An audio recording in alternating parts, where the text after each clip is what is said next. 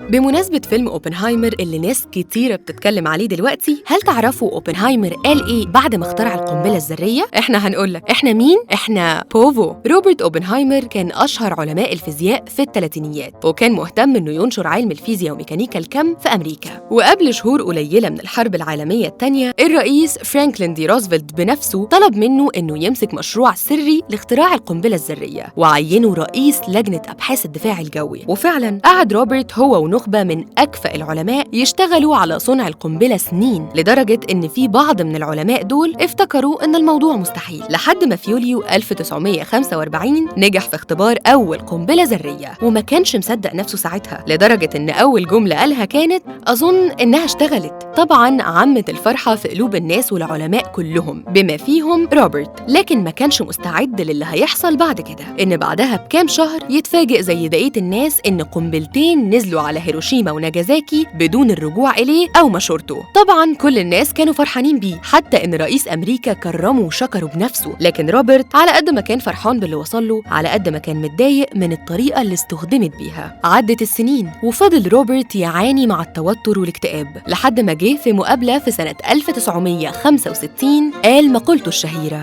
الآن أنا أصبحت الموت، أنا مدمر العوالم.